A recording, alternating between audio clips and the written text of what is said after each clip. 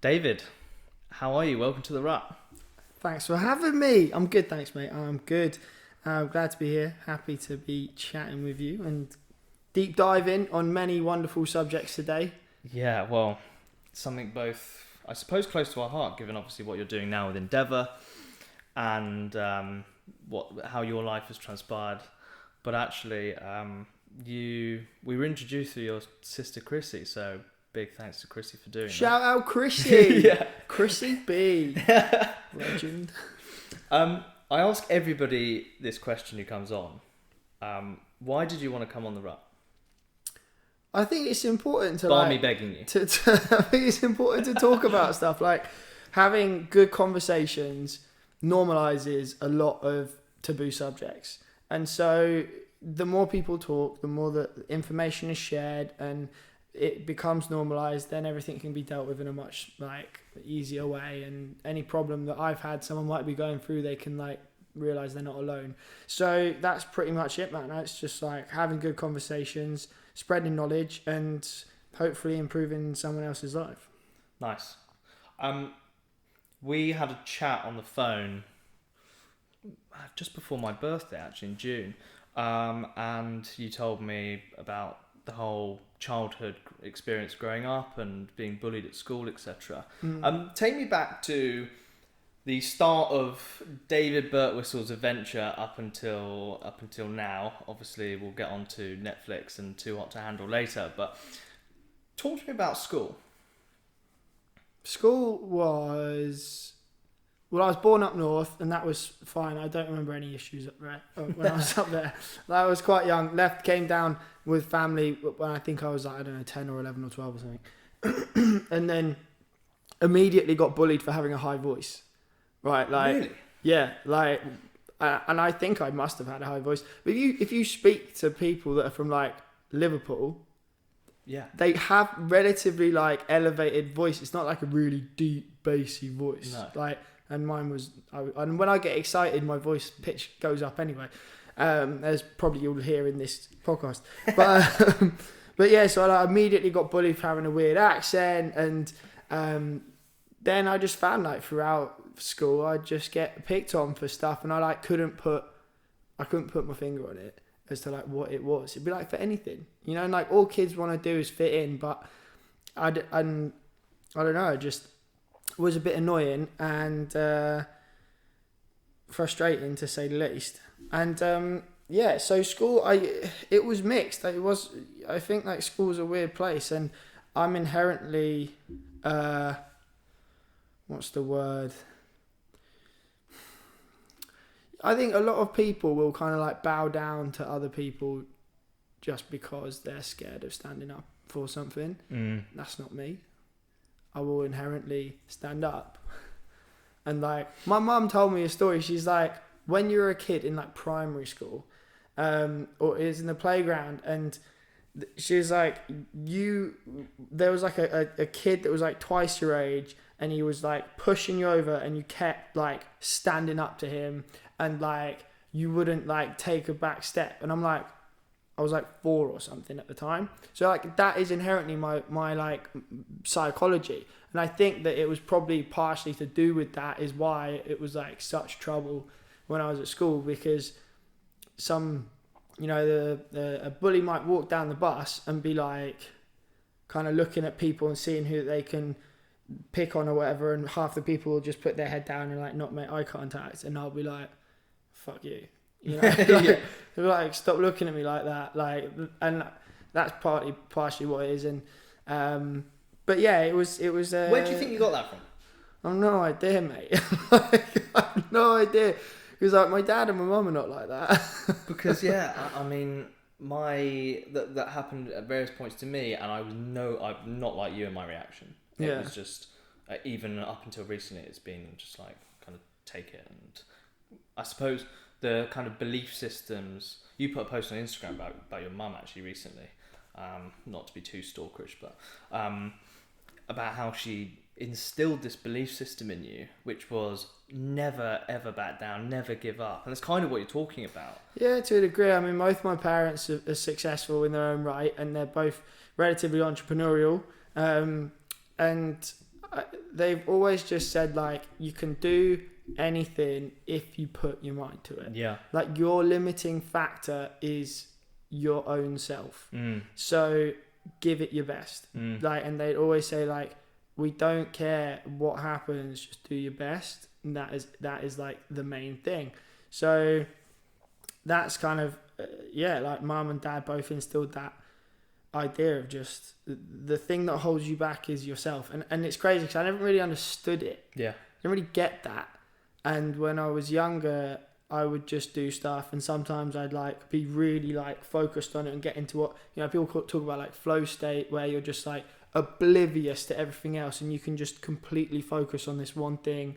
And like there was times when I'd get into that and I'd just be doing something, and then there was other times when I didn't care at all. And it was, in school it would be exactly that. If I like cared about a subject, it'd be like boom, bang, I'm so invested in this. Like RE, religious education at GCSE, so we're like talking 15 years old. I was so interested in the idea of religion, mainly because I was focused on picking holes in it. And so I just like constantly asked questions, constantly like intrigued to like have these conversations, and like got like a super high A in my GCSEs in RE. That's RE is that's slightly weird actually. I just found it so interesting. Really? I was like, this blows my mind, like, because it's like a thing that people care about so much. Like when there's a few things that become like absolutes, and religion is one of them, which really divides people. And I find it amazing that it can divide people. Are you religious yourself? No, I struggle with organised religion. I am not, if someone wants to believe something, of course, I let them. I have no problem with it. I'm more intrigued in spirituality as an idea, and again, this has kind of evolved as I've got older. That now I see, right, and this sounds really like hairy-fairy, right? But everything is just energy. Absolutely. At the very baseline, everything is energy, and just moving particles. It's just, we're atoms. Literally. That's it. And some of them you can see. Like I can see you. You're right there. If you took that back even further, you can see me technically, yes, because we have retinas, which is just obviously moving particles forming energy, but this is just an experience. Your experience of this podcast is going to be different to my experience. Yeah. That is an amazing thing. Yeah, but it is, and that then dives into perspective, which I actually coincidentally commented on in a post that I did this morning, which is that two people can look at the same thing and see something different because of their perspective of that thing. And again, so that's something crazy, but just taking that's also part of the bottom line of anxiety too, because let's say in a social situation we might come out of this podcast and I might have said something and then taken it away with me, and if I'm in a state of anxiety or a state of fear or panic, I might have think, fuck, what did I say to David? Shit, why? Yeah. Your experience of that, it would have just gone over your head. Yeah, and that happens, like, because we brought Chrissy up, my sister, at the start of the podcast. Like, she's lived with me for 6 years, and she's seen me working through various things, and we're business partners. And like, we'll have conversations with clients or vendors or whatever, and something will be said, and she will think about it and process it, and like, she'll be worried about it. And she's like, how do you just completely move on from something? I'm like, well, like the thing happened. Can I affect it? No. Can I control it? No. Then it's done and I move on. And it's like two different people, the same situation, but you interpret it differently. And so I think like circling right back, spirituality is crazy because actually when you think about it, there's a bunch of stuff that we are learning every day. Science is evolving and learning every day, and we as human beings are evolving. And there's things which we once didn't know, which we now know. Obviously, everything is learned. That means there can be infinite things we don't know. Therefore, you can never exclude anything. you can't say absolutely not to anything because it could be, unless it's been proven not to be, but then it could still be proven to be in the future. And so, like, is there a higher power? Don't know. Is there higher energy?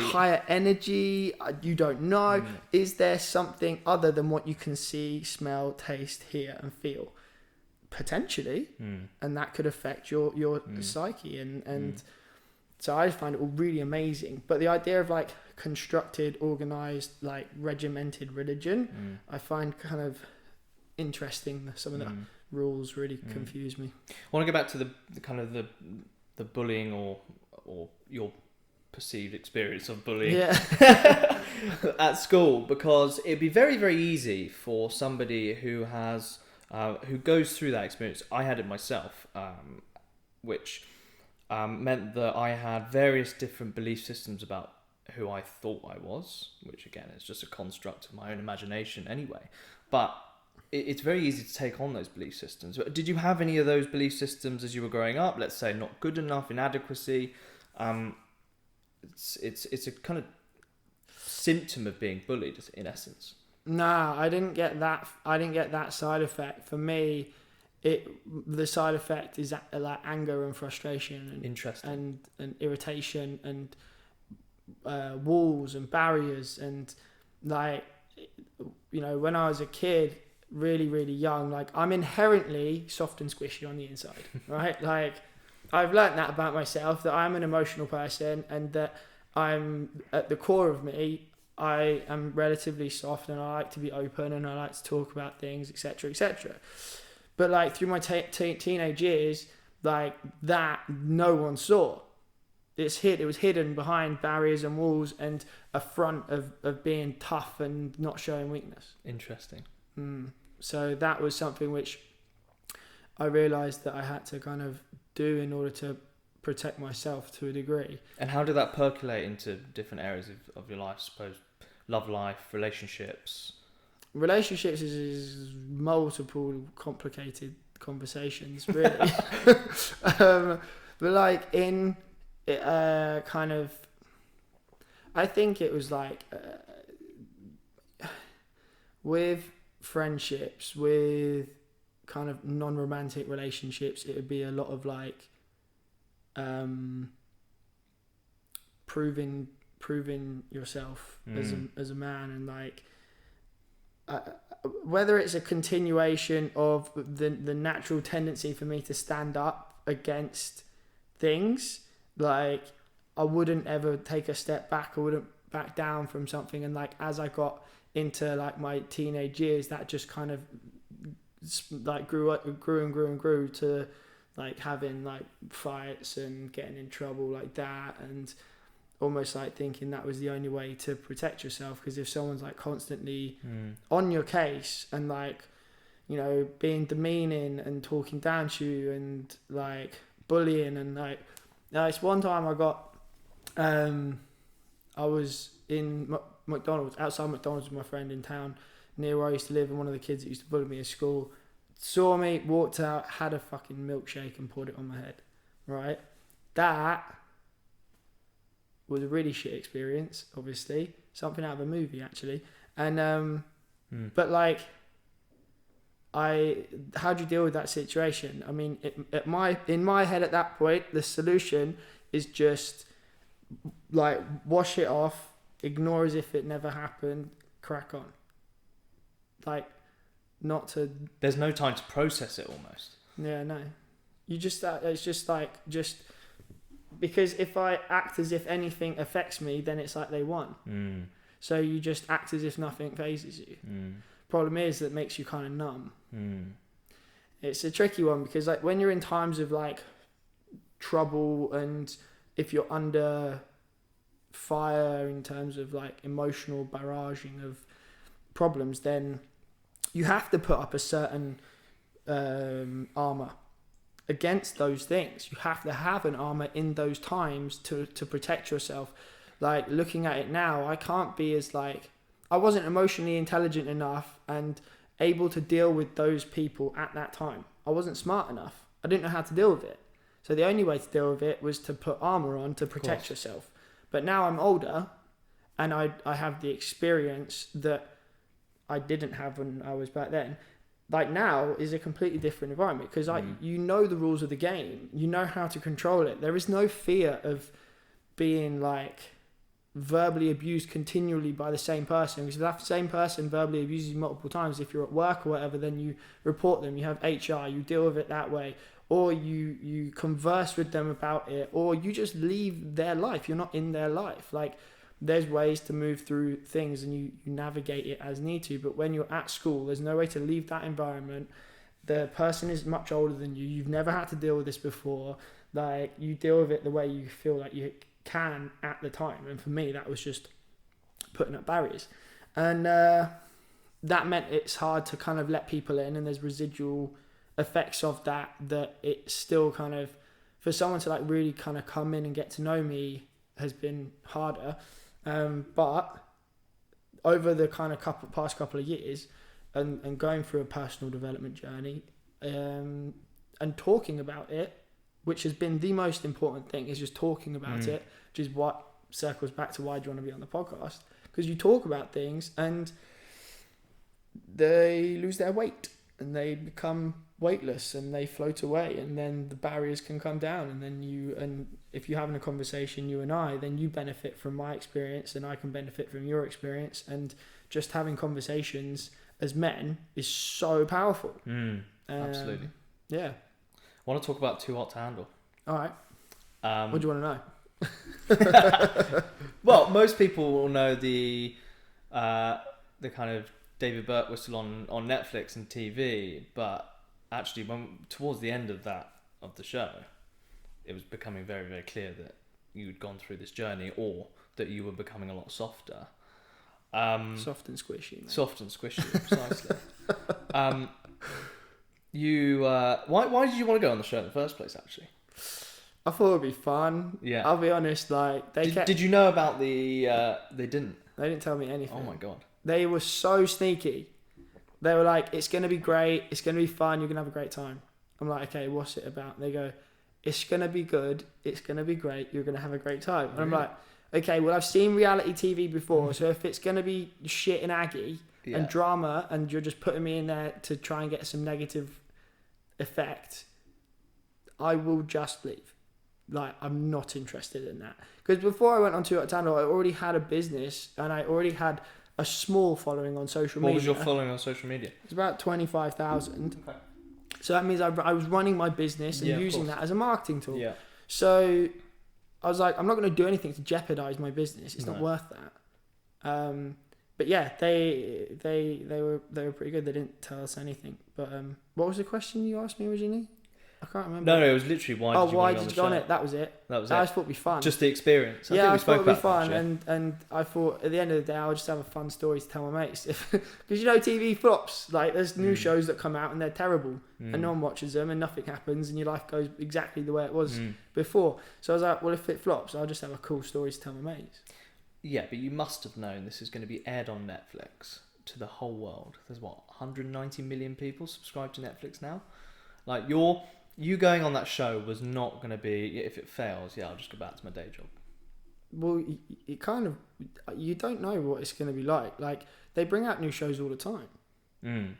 Like, some people like them, some people don't. And honestly, like, you could get a huge following of people that you can't create a career from them following you. You know, there's a lot of women out there that have huge followings that can't sell anything because all they do is have bikini photos up. It's like, they can do OnlyFans, but probably I'm not doing OnlyFans. Do you know what I mean? So I was like, let's, it might work, it might not, but you just don't know. There's a risk. How did you find that show? From filming it, experience perspective. I mean, I've written down a few quotes here from that first episode.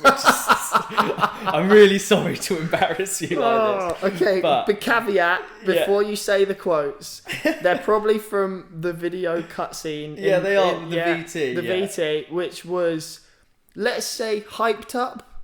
Okay, is it? It's like, come on, let's bring out the most excessive stuff that we can get you to say, and like, we'll film that. Loves a sex party. Loves a sex party. Basically, I just walk into a bar and I take my shirt off, and that's it. Yeah. See, would I really ever say that? Was that the real David Birtwistle back then? Like, you know, there's parts of your personality, right?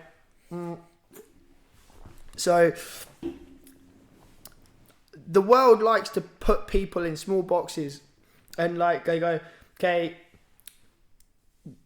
you're David and you do fitness, okay, and you're James and you do a podcast, right?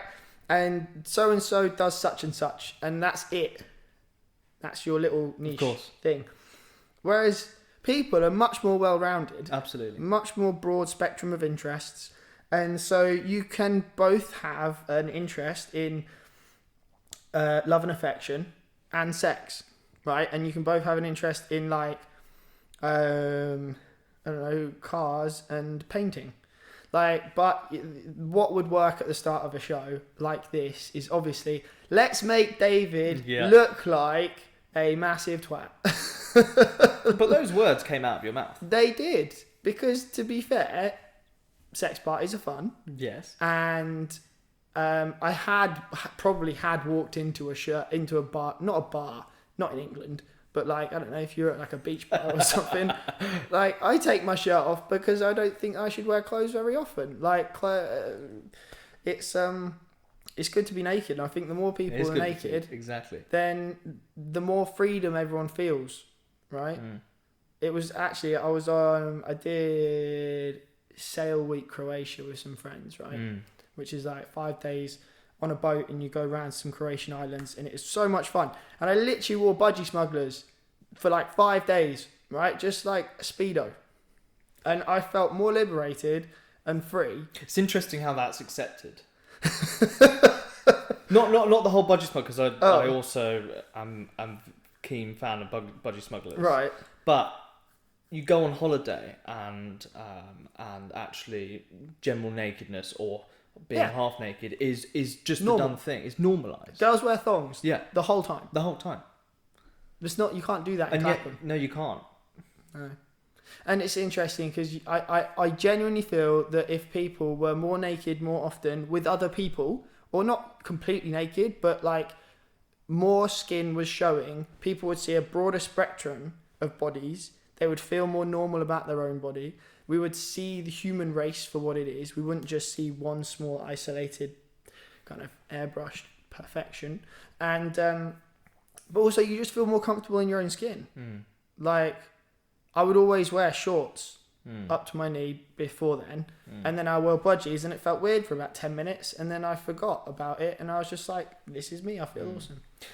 Too Hot to Handle was interesting for you personally, actually, from a outsider looking in, so from my perspective watching it, because, and I actually said this to Chrissy when I first started speaking to her about you, and I was like, you were the first person who really comes on the screen, and apart from Sharon, I think, talking about how his dick's the size of a...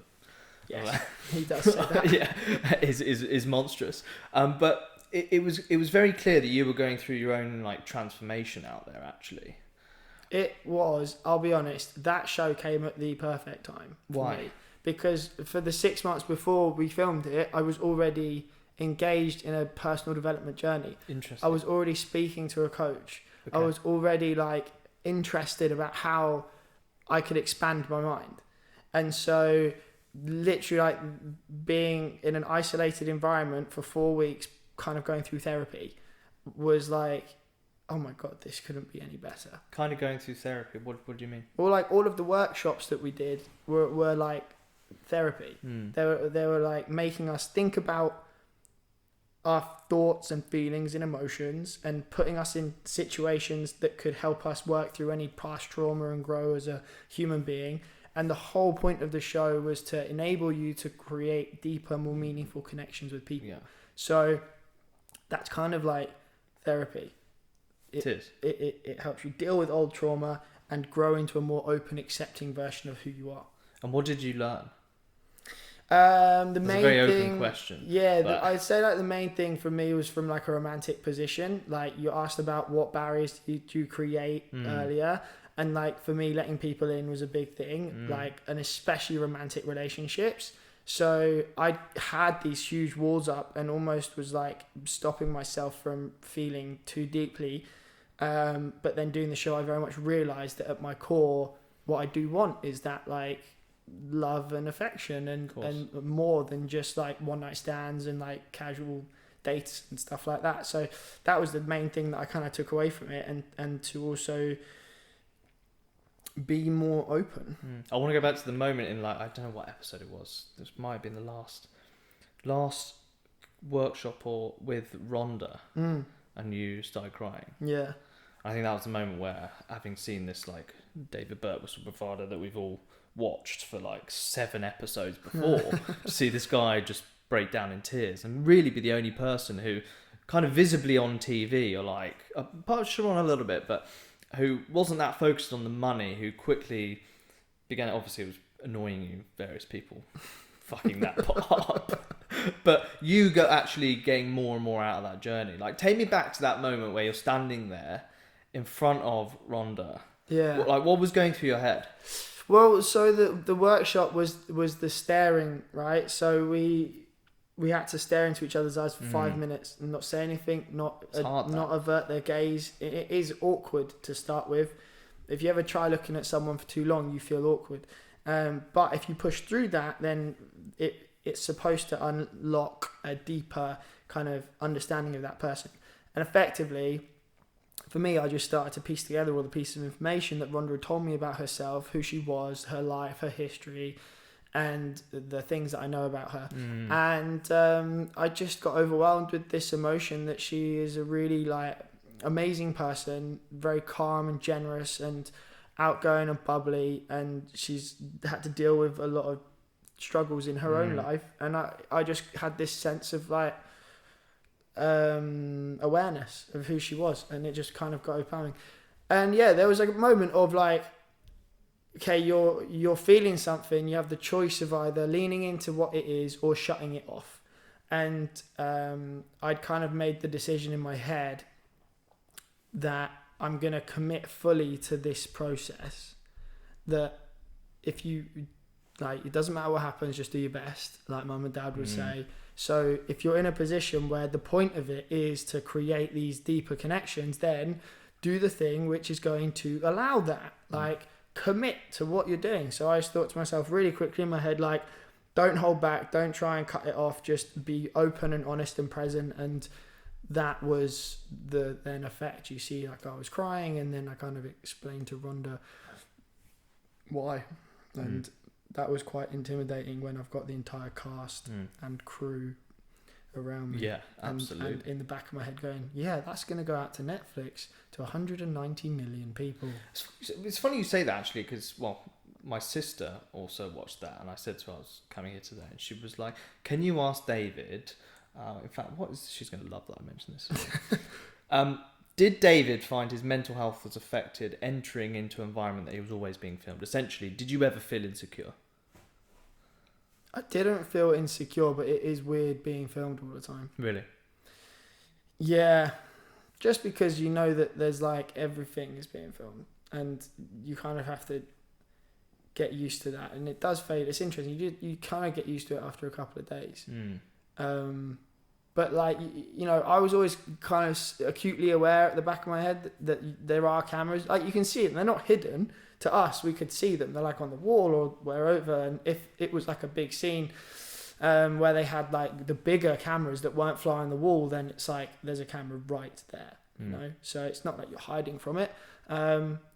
But yeah, as far as mental health, I think because I'd made the decision to be myself, to live into who I am, to embrace being in the present, everything, right? And not overthink it, that there wasn't like a doubt about anything. It was just be you. And actually, I'm so glad that I was that person, because if I had done the show 10 years ago, then and those barriers were up, then it'd be a completely different response.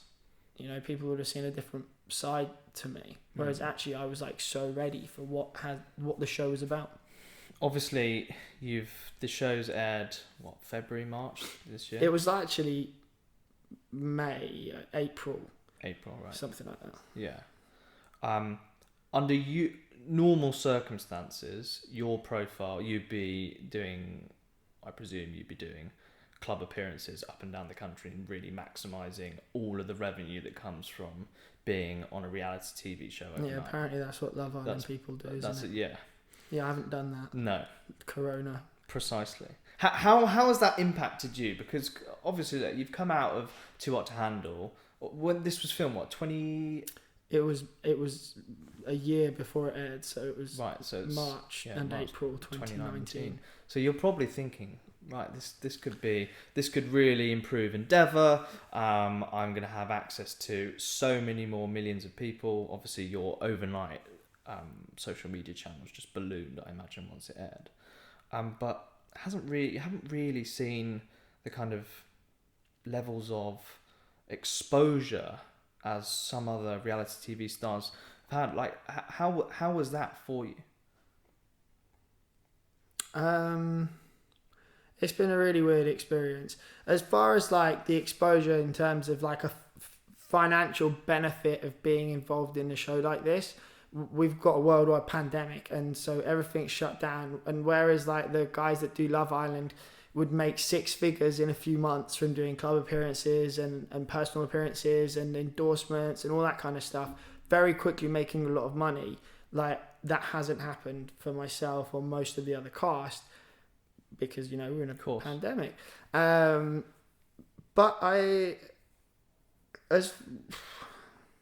how have I handled it? I mean, it's been interesting. There's been learning experiences.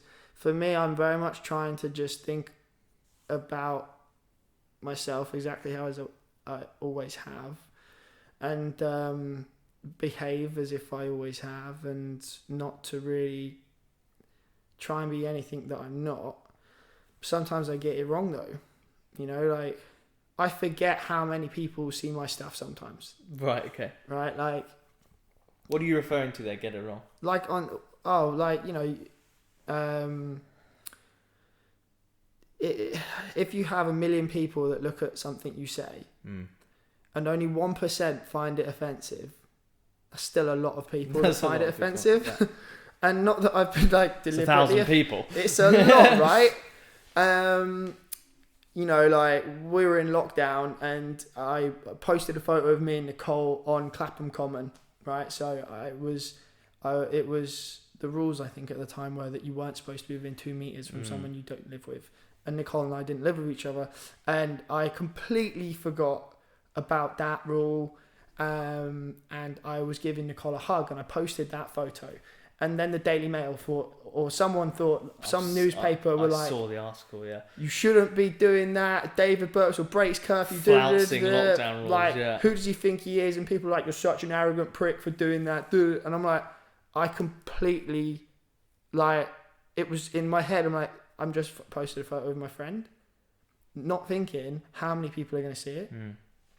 And so that's something I have to kind of consider, because I think it's important if you have to be down to earth. And I don't want to ever think, like, I kind of think of it, right, as like some people just know who I am, right? That's it. I'm no different to anybody else. No, of course. Right? Some people know who I am, and that's it. And I think that it's important to think like you're small time.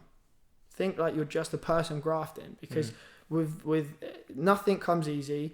You know, you can have step ups and things, but actually, like, you still have to graft. Like, it's not that my life is really much different to what it was before. I can have some opportunities and certain doors get opened, but I have to working for what I'm trying to achieve. You know, like, we're filming this, it's 6:45. After this, I've got 2 hours of calls to make to prospective clients for Endeavour. Like, it's not that, oh yeah, he was on that TV show, therefore he's making loads of money, therefore like life's cushy and easy. It's like, well, it might be for some people if they want to do that, but I don't want to do that. Like, I want to be proud of the work that I do. I want to be putting in the graft and continuing to grow, because I'm only 30 and I've got plenty of years left, and I want to make sure that what I do is something that my kids can be proud of and my parents can be proud of, and that is, not going to happen if I sit on my ass and do nothing, So, yeah, you got to work. You got to work for everything you want to achieve, because it's not going to come easy. And even if you think like, oh yeah, no, you're probably going to be really good at that. If you rest on the idea that you might be good at something, then you're not going to be good at it. You have to work for everything. You have to explore it, absolutely. We spoke about the kind of overnight, I suppose, fame, like going from 20,000 followers to 1 million literally overnight. I want to talk a bit more about social media, because it's such a big topic, especially with what the government's just brought out in terms of what legislation they're looking at, which is that people with certain followings, if they post a photo on Instagram and it's edited, they have to say that it is edited. Really? Yeah. If you've not seen, like, okay, interesting. This is a great reaction, because I have no idea. It. No. What's your immediate reaction to that? The first thing would be, what qualifies as edited? Is it put it into Lightroom and changing the contrast ratios and changing the color saturation and things like that? Or is it Photoshop, where you can literally change the contours of someone's body? I think it's more the latter. Yeah. I would think that's really good. I don't Photoshop any of my stuff. No, of course. I use Adobe Lightroom to edit the, like I mentioned, saturation and like contrast and things like that to make a photo pop, so it's more eye-catching, so it's not dull or something like that. But as far as changing the physical shape of your body, removing blemishes, like making your abs pop more, putting fake abs on someone, making your boobs bigger, that's not right. That's not real. That's not what people look like. But there's a lot of social media influencers out there that do this. Obviously, social media for them is a business, right? But also there's this type of, I can imagine from the outside looking in, and I might be completely wrong here, but you're going to know way more influencers than me. There's going to be people out there who do it because they are slightly insecure. They feel like they have to. They get this dopamine release off the amount of likes. Like, I can imagine some people are like, God, I need to get 100,000 likes on this post or comments. Like the pressures of that. What is your opinion on the pressures of social media, especially also on girls, actually? Yeah, I think it's tricky, to be honest. If someone is a full-time influencer, aka they make their entire living off of social media, advertising stuff, collaborations, etc., then the pressure is for them to constantly post content which will get engagement. And it depends on what their content is that they post. But let's say they're a lifestyle blogger and they're relatively attractive, and the thing that gets them engagement is when they post in a bikini, and in order to feel confident, then they change some of the, like, make their waist smaller or something like that. Like, there is definitely a certain pressure to conform to what society wants. If the metric of how much you get paid is based on your engagement percentage. Yeah. Say you have 100,000 followers and you get 5,000 likes on a post, then that's 5% engagement, right? That's pretty good, to be honest. Like, 3% engagement is like average. If you're above that, it's pretty good. If you got like 10%, it's incredible, like ridiculous. So like you'll get paid based on your engagement, because a brand will attribute your value to your engagement rate and how much they can make off that. So, are you how far into that world are you? I just did a post the other day for ASOS. That was my first, like, I suppose, fashion advertisement, and it did really well, actually. I was actually really happy with it. Like, this is the thing, like, I got my contract just basically had like one post, right? And obviously you could just like post a photo in their clothes and like a caption or whatever, and same. I was like, nah, I want to do something fun. So I got my videographer to come in, and we shot this video with like a bunch of different transitions, put some music on, and I was like, that's a fun video. And it was like less that I was like, yo, buy all this stuff, and more like that was a fun afternoon I spent with my mate making a video. So it's you can do it two different ways, and it's but that got crazy engagement. I didn't anticipate that at all. It's had something like I looked at it, it was about 900,000 views. Yeah, it's a lot. Which is mental. This comes back to me earlier when I said about how many people see my stuff and I forget it. 900,000 people is mental.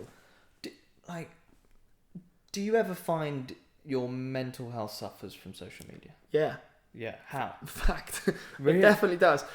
And I caught myself the other day because I'd got into the habit of waking up and going onto Instagram quickly and checking the engagement on my recent post, if I had any messages, if there's any comments, and then checking my emails and seeing if there's any stuff I need to do on that, like immediately when I woke up. And I caught myself doing it and I was like, David, that's a bad habit. It is. Really bad. Because it just causes anxiety. The first thing with your emails, if you can't deal with the email, don't look at it, right? Yeah. Because then you're just constantly thinking like, oh my God, I need to do that thing. Don't look at the email unless you can actually answer the email and sort the thing out that needs to be sorted. And with Instagram, it's like to wake up and then be kind of shown these things that are, they could be curated, they could be edited, they could be aspirational, inspirational, whatever, to have an initial external impact on your brain straight away in the morning, not good. You need to think about what you got to do. And so that's something I kind of found myself out doing the other day. The thing that was the worst though was when I woke up and went on TikTok for it was a Sunday. I woke up and I was just chilling in bed. I never just chill in bed in the morning, but I did it that day. And I got up and I felt anxious for 3 hours. Because it was seeing so many people doing such cool stuff. And I've not really posted anything on TikTok for months. And it was that anxiety of I should be doing more. Yeah. I should be doing better. I get that with this podcast. I look at people who are like, for me, this is obviously the big saying, comparison is a thief of joy, right? It absolutely is. You just end up comparing yourself to you're basically judging yourself on this judgment, which is just a figment of your imagination, essentially. It's your mind playing tricks on you. And then determining immediately, in that instance, you're not good enough. Yeah. Feeling of inadequacy is savage. It is. It's brutal. I often have to stop and be like, honestly, what's just gone through your mind? Yeah, you have to be really careful with it. It's really careful. That was. Yeah. So I don't do that, and it's. People, my friends actually comment on this a lot because I don't watch anyone's stories on Instagram.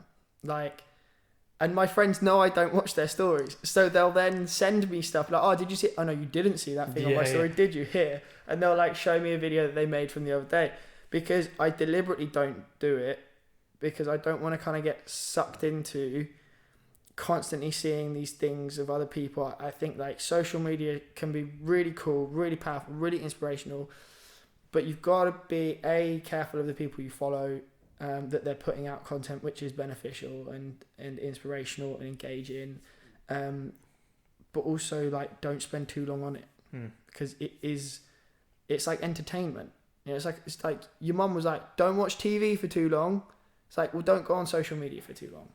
Go on social media for a bit, but it's not, the real world's outside, but out the window, out the door. It's only going to be you that makes your reality, your experience, turn into reality.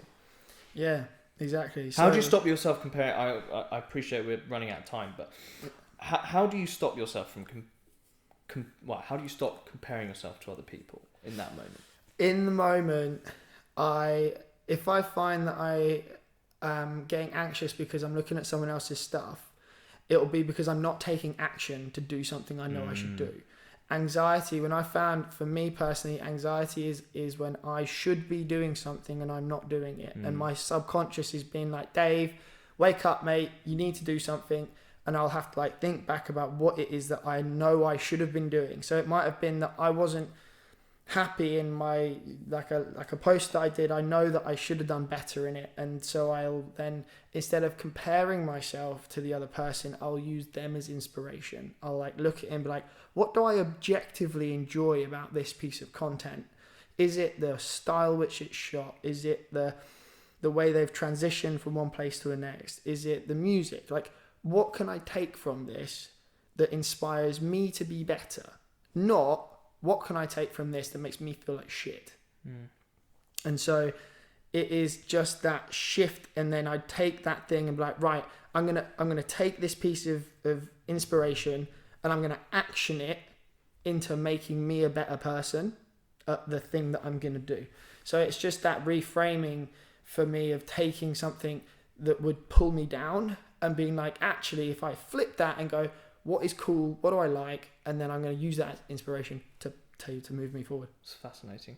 I've got a quick fire round for you. Let's go. Didn't tell you the questions purposely, which is great. 5 questions. All right. Max 30 seconds to a minute, and we've got about 5 minutes left. Let's do it. So, number 1, what's your favourite book and why? The Master of Masculinity by Lewis Howell, because he very accurately describes how men wear masks to protect themselves and to live into who they think they should be as a man. I've not read that. Lewis Howell's the author of, is it School of Greatness? Yeah. It's great. Talks about like the athletic mask, the aggressive mask, the stoic mask, like all these different ways that men feel that they should behave in order to be a man. And actually, if you take off that mask, you show your true face. What lesson have you learned in your life that you know is true, but you kind of hate?